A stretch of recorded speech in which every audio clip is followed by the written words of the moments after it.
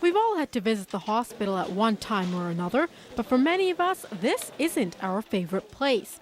Not only because it's somewhere we don't want to end up or because the food is horrible, but because of those germs.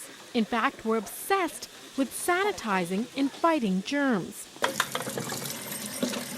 But that wasn't always the case. Everybody at that time had difficulty believing that there was a whole lot of things in the air and on their hands that were a problem. They couldn't see them, and so they didn't really believe in it. That time he's referring to is more than 100 years ago, when concerns over germs in hospitals first took hold here. Well, if you didn't know, this is a bit of Victoria history. It's the Pemberton Memorial Operating Room right here at the Royal Jubilee Hospital. Built in 1896, it was one of the first operating rooms on the West Coast to use some antiseptic procedures to keep those germs away. The concept of building an aseptic environment around the surgical site and treating wounds with carbolic acid washes and soaps and so forth was new and slow to catch on. This operating room sits in the middle of a courtyard at the Royal Jubilee Hospital. It was used as an operating room from 1896 to 1925 and then used as storage.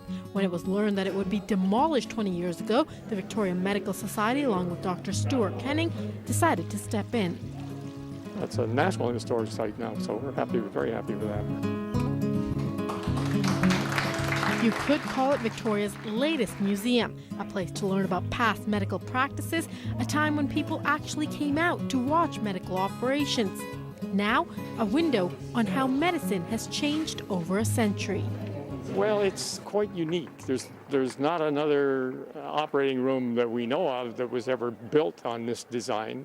For some, turning this into a historical site is personal. Darlene Smith's father was one of the first male nurses here back in 1904. Just part of my heritage. Very emotional, and I've waited a long time for this.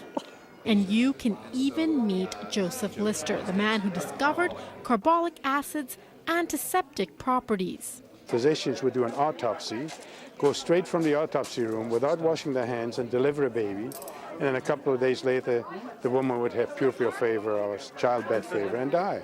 But the concern hasn't gone away. Just look at the headlines. Even the other day, there was a survey done in the Canadian Medical Association Journal, how people do not wash their hands often enough.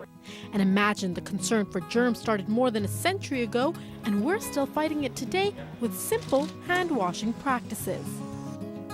So if you're a history buff like me, you can come down here and check out what things were like back in the day. And plus, it's in your backyard. In Victoria, I'm Sucheta Singh, your health and wellness specialist.